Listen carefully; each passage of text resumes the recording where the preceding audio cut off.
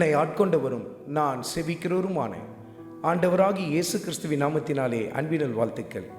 கிறிஸ்து இயேசுவுக்குள் மிகவும் பிரியமான அன்பு சகோதர சகோதரிகளே, பல வேளைகளில் உங்களை சுற்றி நடைபெறுகிற காரியங்களை நீங்கள் பார்க்கும் பொழுது வாக்குத்தத்தங்கள் உங்கள் கண்களில் மங்களாய் தெரிய ஆரம்பிக்கும், அல்லது நீங்கள் மறந்து போக ஆரம்பித்து விடுவீர்கள். கர்த்தர் உங்களோடு கூட இடைப்பட்ட அந்த ஆச்சரியமான வாக்குத்தத்தங்கள் உங்களுக்குள் எவ்வளவு உயிர்மீச்சை கொண்டு வந்ததல்லவா? ஆனால் நீங்கள் தற்போது கடந்து போகிற சூழ்நிலைகள் உங்களுக்குள் மிகப்பெரிய ஒரு தளர்ச்சியை ஏற்படுத்தியிருக்கலாம். கர்த்தருடைய வாக்குத்தத்தம் இப்படி இருக்க என் வாழ்க்கையில் ஏன் இப்படி நடந்து கொண்டிருக்கிறது என்று சொல்லி நீங்கள் அங்கலாய்த்து கொண்டிருக்கலாம், தளர்ந்து போயிருக்கலாம், சோர்ந்து போய் முடங்கி காணப்படலாம். ஆனால் கர்த்தருடைய வார்த்தையில் எப்படி எழுதப்பட்டிருக்கிறது பாருங்கள்.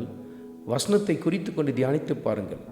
அப்போஸ்தலனாகிய பவுல் ரோமருக்கு எழுதின நிருபத்தில் 4வது அதிகாரத்தில் 18வது வசனத்தை குறித்து கொண்டு தியானித்து பாருங்கள். நம்புகிறதற்கு ஏதுவில்லாதிருந்தும் அதை நம்பிக்கையோடே விசுவாசித்தான் என்று சொல்லி விசுவாசத்தின் தகப்பனாகிய ஆபிரகாமை குறித்து எழுதப்பட்டிருக்கிறதை நீங்கள் பார்க்க முடியும். எதை நம்புகிறதற்கு ஏதுவில்லாத சூழ்நிலை? நீ அநேக ஜாதிகளுக்கு தகப்பனாவாய் என்று சொல்லி கர்த்தர் தனக்கு கொடுத்த அந்த வாக்குத்தத்தத்தை நம்பத்தக்க ஒரு சூழ்நிலை அங்கு காணப்படவில்லை. ஏன்? அவருடைய சரீரம் செத்து போய்விட்டது.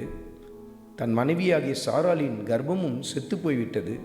இப்படி இருக்க நான் எப்படி அநேக ஜாதிகளுக்கு தகப்பனாவது, என் மனைவி எப்படி அநேக ஜாதிகளுக்கு தாயாவது என்று சொல்லி நம்புகிறதற்கு ஏதுவில்லாத அந்த சூழ்நிலையிலும் வாக்குத்தத்தத்தை அவர் விசுவாசித்தார். பாருங்கள், அருமையான மகனே, அருமையான மகளே, இன்றைக்கும் உன்னுடைய வாழ்க்கையிலே நீ கடந்து போகிற பாதைகள் நம்புகிறதற்கு ஏதுவில்லாத ஒரு சூழ்நிலையாய் காணப்படலாம்.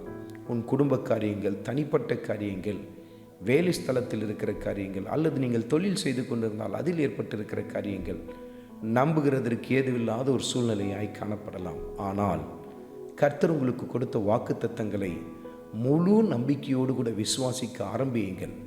ஏனென்றால் நமக்கு வாக்கு பண்ணின நம் ஆண்டவர் இயேசு கிறிஸ்து உண்மை உள்ளவராய் இருக்கிறார். நிச்சயமாய் உங்களுக்கு அவர் சொன்னதை செய்து முடிப்பார். ஆண்டவராகிய இயேசு கிறிஸ்துவின் கிருபை உங்கள் அனைவரோடும் கூட இருப்பதாக. ஆமென்.